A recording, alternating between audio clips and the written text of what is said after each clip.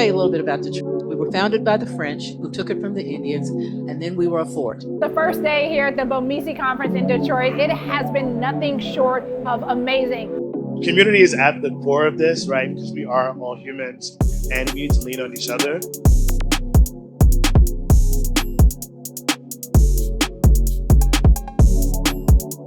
I decided to change my life at that time. And what I did was, I became a student of the business.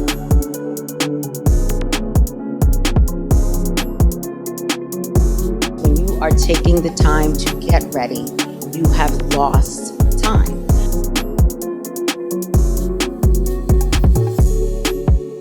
Hollywood doesn't write good roles for us. We didn't always grow up seeing the stories that were as nuanced as we all knew that we really are in our everyday life. As what our family does, what our parents do, what maybe if we don't know our parents, whatever it is, there's certain nuances and layers that we only know.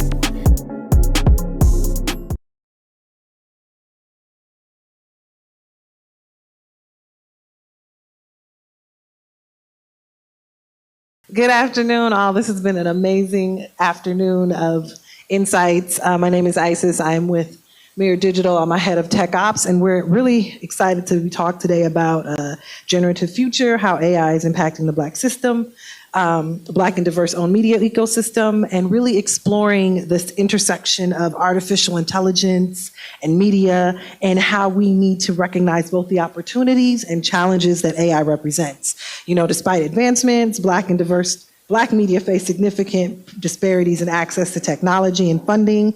We know that Black-owned media accounted for just 1.16% of total ad spending in 2022. It's increasing, but marginally, and AI technology often perpetuates biases that can undermine that representation. And even earlier today, we heard Michelle talking about us being at the bottom of the barrel when we're talking about programmatic spaces and advertising in that space that's also powered by machine learning and AI. And so now we have three dynamic perspectives that are really going to help us talk about how we can leverage AI to bridge those gaps, as well as how we can create a future where AI empowers us rather than marginalizes us. So I think the first question, even before we, get into the meat, of course, I want to, please tell us, who you are a little bit more when you get to it. But let's just kind of level set on what AI is. What do we mean by when we're talking about artificial intelligence, and how do we make it more accessible or palatable in conversation? Well, the definition of it is, these large language models that ingest huge amounts of data, synthesize that data, and then puts it into context. Neural networks, all of these things, basically are working to mimic how humans think. And most of these companies are pursuing what they call the singularity. And that's when AI surpasses human intelligence, reasoning, emotion, empathy. And I don't know if y'all saw the announcement, but huge moment is coming. Elon Musk is building the world's biggest supercomputer in Memphis. And that's what this race is about. I would just add, and just to pick up on what Greg said, I think it's important to realize the history of it as well, right? It didn't just start when the press grabbed it 6 months ago, a year ago, right? Neural networks and speech to text and image identification, these things have been going on for 10, 15, 20 years, right? Fraunhofer Institute in Germany, and there's models out of China. And so it's worth taking 15, 20 minutes, ChatGPT, history of AI, or in Google, whatever, but to understand that history, I think that's really, really important. Because I think in there, there's a whole bunch of lessons. Just as, the history of tech, if you will, is very few controlling vast swaths of data, of control. right? And Michelle did a great job of talking about it, early on, and it's headed in the same direction, right? You see OpenAI, Anthropic, a few huge players. We don't want to be on the outside looking in again. So I think this is an inflection point. It's a really important point in the AI evolution that we just have to be radar up thinking about now, rather than 2 years from now when the race has been won.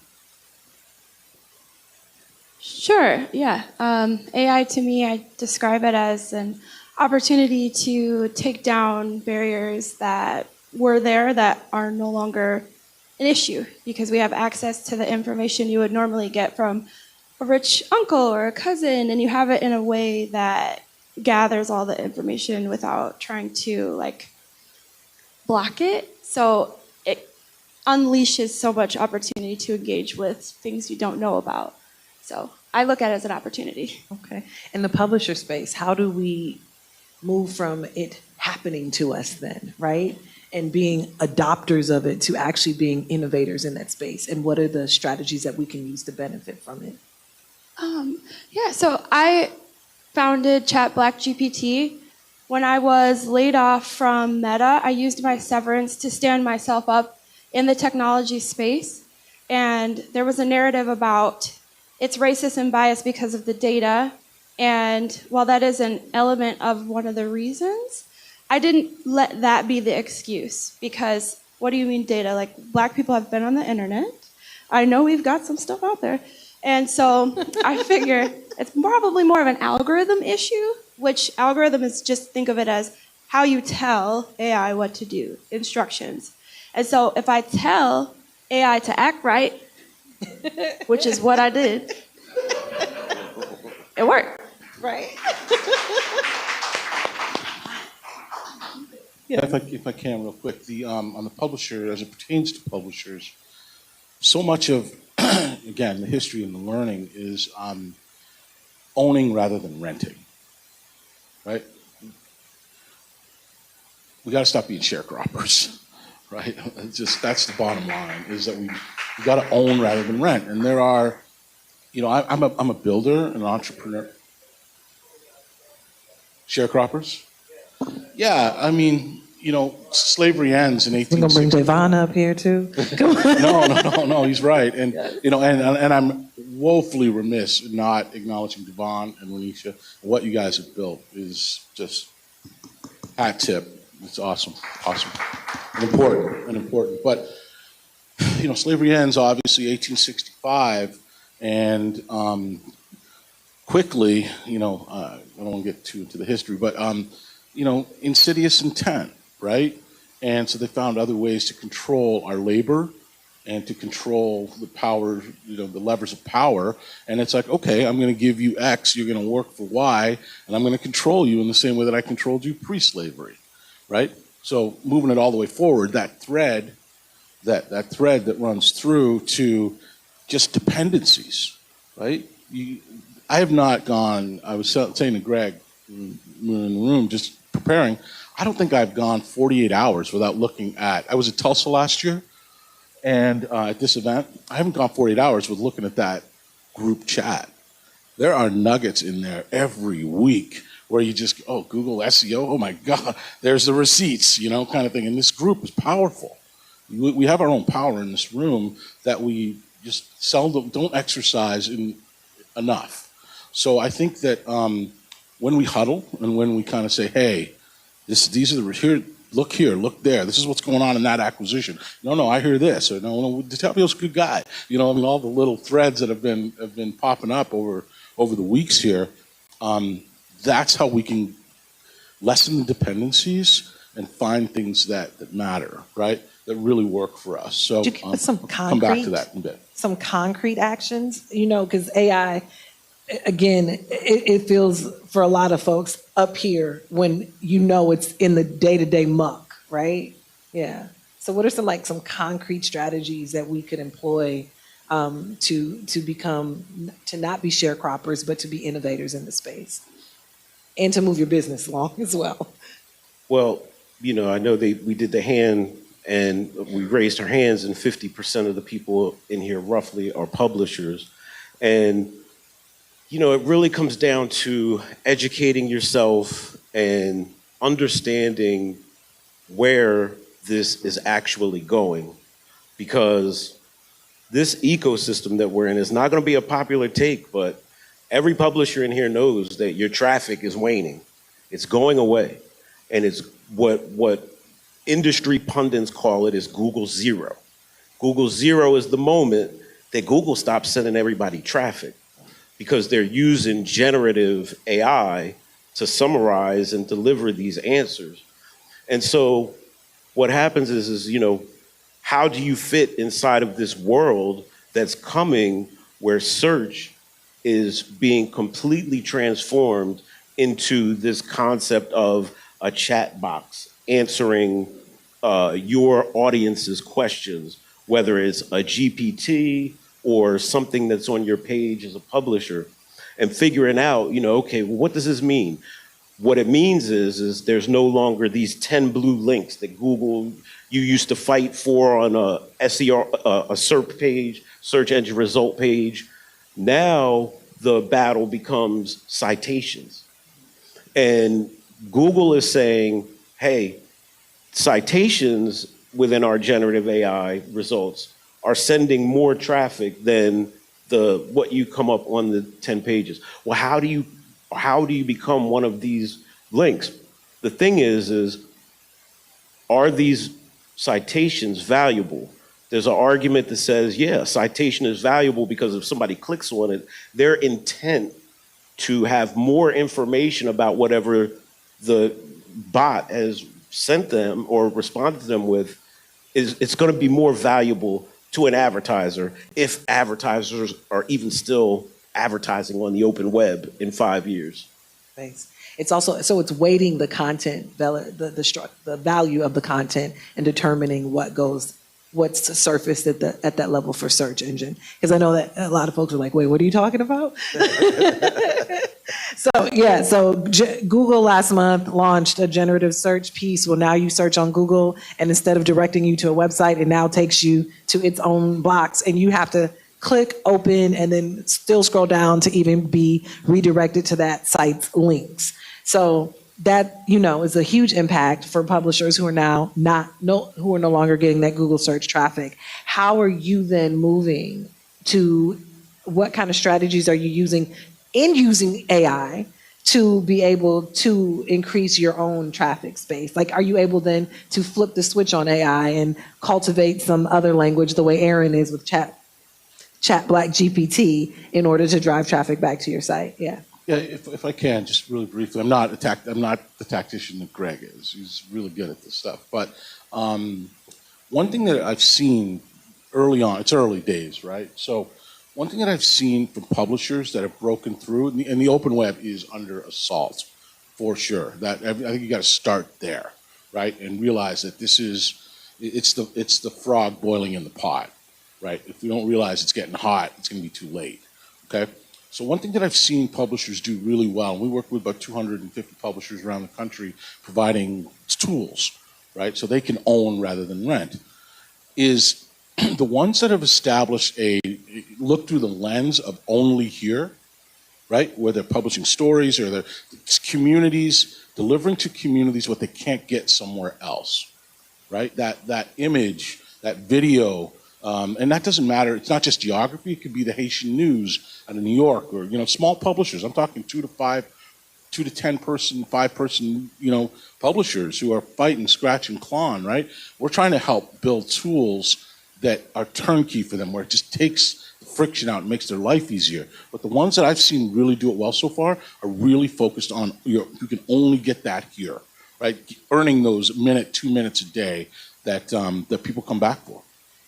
Yeah, that comes back to like even the power of your voice. How important is that for journalists when we can now just go online and say, write a 500-word piece on the Kendrick and Drake beef, and it'll spit it out for me? How important now is voice in owning in your space? Yeah, I'll say that as publishers, the way I see it moving is depth, not breadth.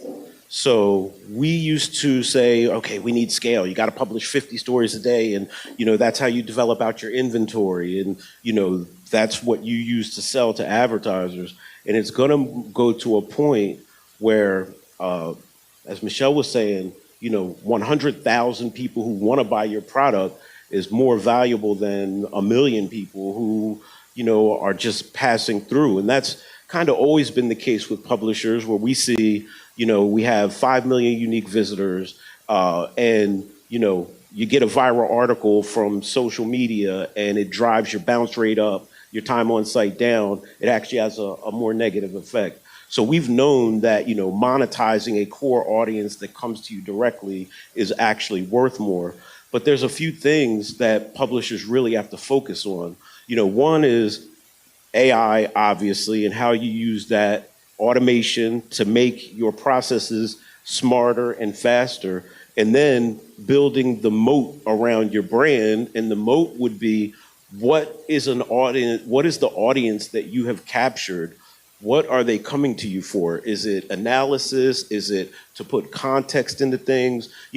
Things that you can try to protect yourself from AI taking it from you. Because while we talk about video and all those things, Sora is right around the corner. And Sora is text to video. We've got Suno, which just raised 125 million, which is text to music. It's how BBL Drizzy became a hit. That's Suno. You know what I mean? So it's all here. So you have to build these moats. I mean, even Google is trying to figure it out, because Sora was trained on all of YouTube's video, and this is OpenAI versus Google. So these are like huge shifts that are coming to this landscape that we're all unfortunately on the ride for. Yeah, I think having your own voice in AI is incredibly important. What I feel like I'm doing is scaling our culture, but not in a way to exploit, in a way to inform. I've got like professors in big universities teaching marketing degrees, using ChatGPT in classrooms to analyze copy and test for, is this an equitable topic? Does this make sense for this audience? Like, our insight and our voices, even just responding to other people's generated content, is valuable. Like, there's so much opportunity. I don't know if you know, but from working in tech, I worked at Meta, and I was in UX research. There is a premium on a Black opinion, and you can build that into AI and sell it. Like, you can literally take a historical, ground of work and writing and feed that into a GPT and allow for people to tap into it and say, hey, what would somebody who writes like this think about that? And that's valuable to people.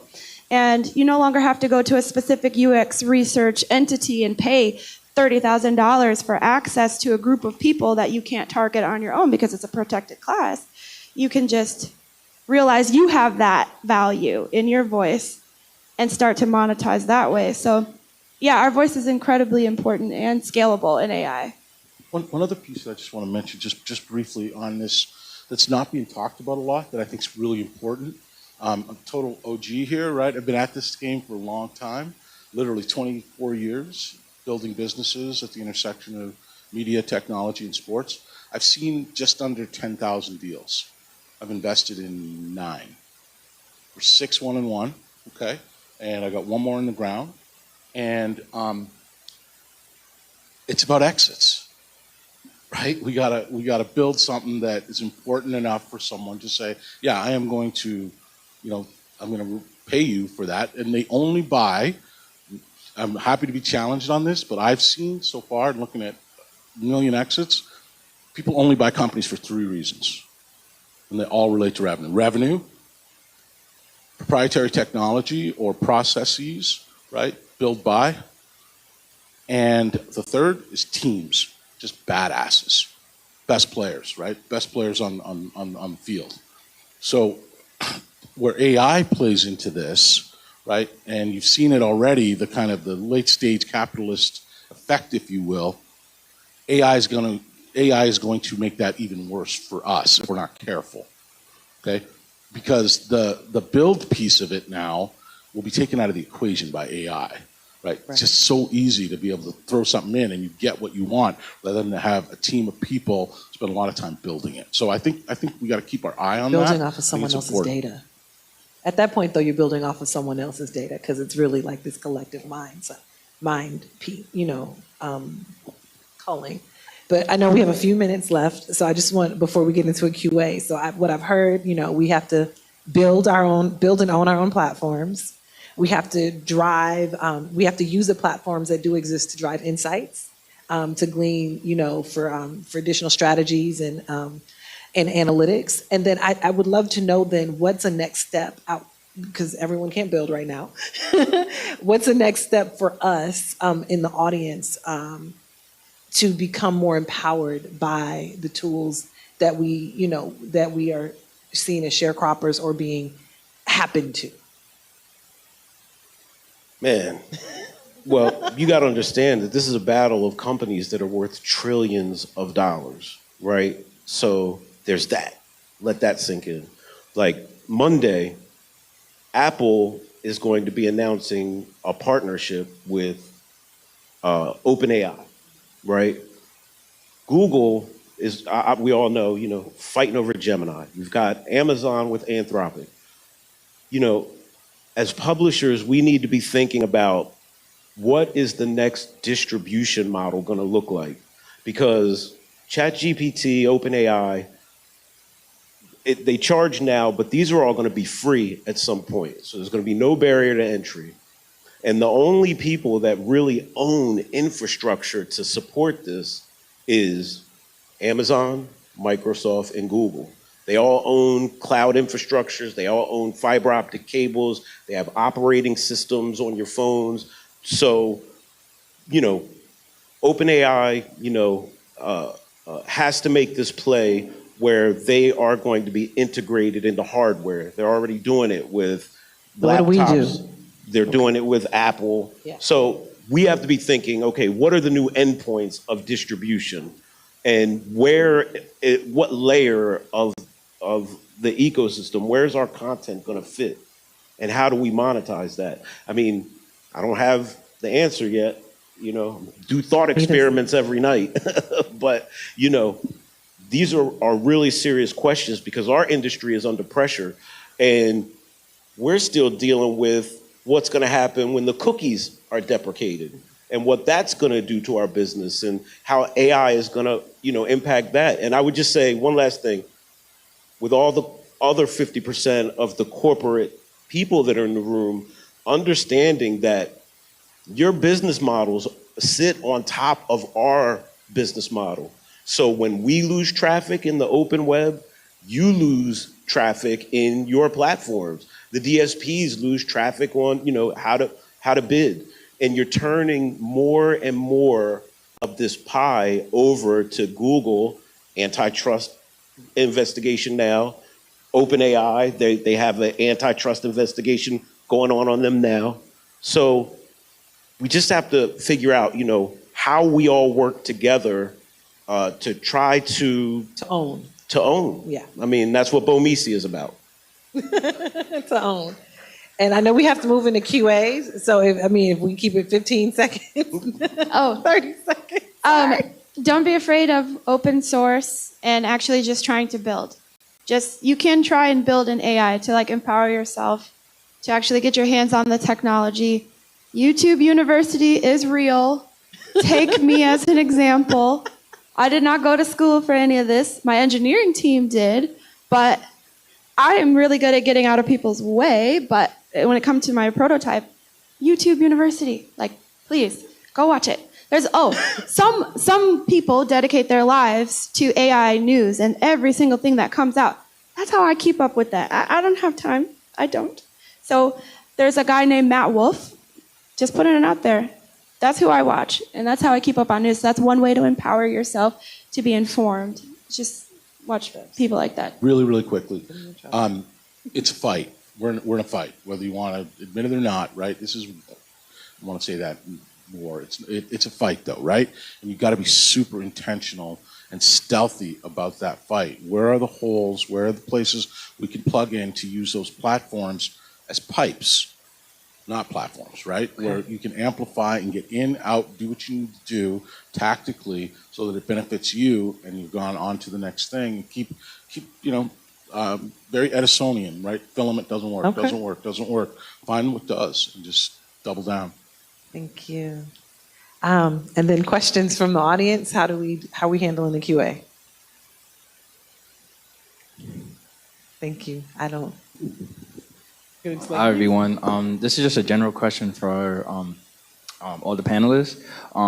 What are some measures that we could take when ensuring that we benefit from AI advancement? And second question is, what are some potential ethical ways things we should address when it comes to AI advancement? You want a whole new panel?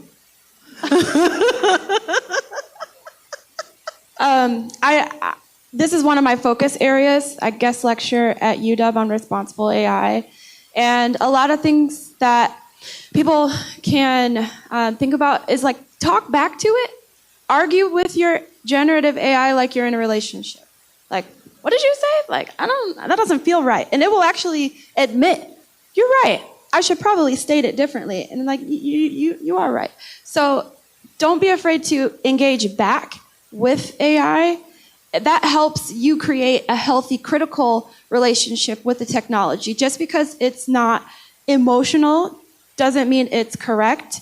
AI promises to perform, but not to tell you the truth. So you must always be mindful of that when interacting with it. That's one ethical way you can build and be in the technology. Just keeping that top of mind. From my standpoint, what I'm doing is I'm lucky enough to live in the state of Delaware, where our current president is from. And, I'm very active with the local politicians. And one of our senators Senator Chris Coons happens to be the chairman for the Senate Judiciary Subcommittee for Intellectual Property. And so what he's doing now is he's got a bunch of bills going through Congress that are aiming to attempt to put some guardrails on these very issues. So where I'm going with it is that most of the politicians in your state all have concerns related to AI, how ethical it is, how it's going to impact the workforce, how the locals are going to fit into this, because it's going to disrupt everything that we're doing. It already is. And so my suggestion would be, how can you get involved with your local congresspeople to make bills or to craft legislation that helps us fight against some of these big companies? Because these companies, make no mistakes about it, are modern day robber barons. You know what I mean? And they're robbing us of all of our content, all of our intellectual property, all of our data. And by the time we catch up, it literally is too late. Who here has heard of the term, I know the answer, I think, but I want to just use it for illustration. Who here has heard of the term surveillance capitalism? Okay, that's less than I thought.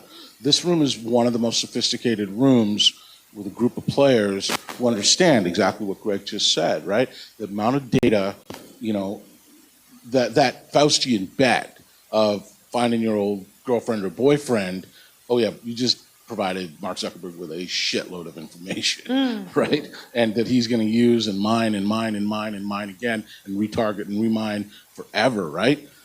What we're about to see with AI is that on steroids. It is exponential. It's about to get really, really freaky and crazy. So just educate, talk to people. I'm so sorry. And go. I'm sorry, y'all. We're running out of time here, but this has been amazing. Do we have room for one more question? Okay, we do. Wait, no. See? I'm seeing no here and yes. The boss said. Keeping it on track. Devon said yes, so right. Wait, brother, second row, because he's been, yes. Mm-hmm. Quick. How you doing?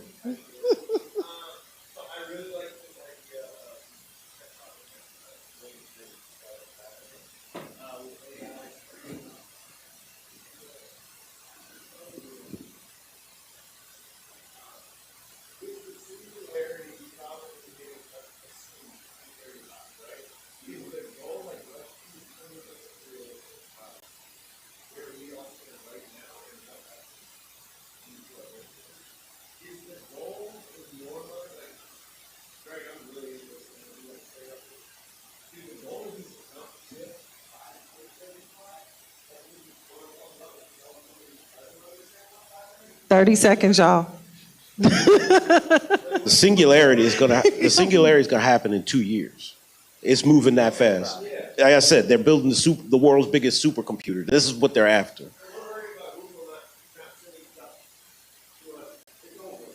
Okay, so you have to do two things, you know. I'm just saying, you kind of, the concept of, everybody always says, you know, you jump off and build your wings on the way down. You better be jumping off and building your wings because it's on the way down. The publishing ecosystem, we talked about the $900 billion that's flowing through these programmatic pipes, but it's not flowing to the open web. Only 70 billion of that is flowing to the open web. The rest is in the upper funnel stuff, mostly in social media. So I'm sorry, but you have to be thinking about what your brand is going to build next. You can't be stuck on, I'm losing traffic and, you know, and panicking. You have to figure out what the solution is, and you have to start working to build it now and pivot your brand now. It's not going to be easy. It's going to hurt, but thank play you. offense. Yes, so thank you all. We can take this to the side to continue the conversation. I know it's a lot, so thank you so much to the panelists.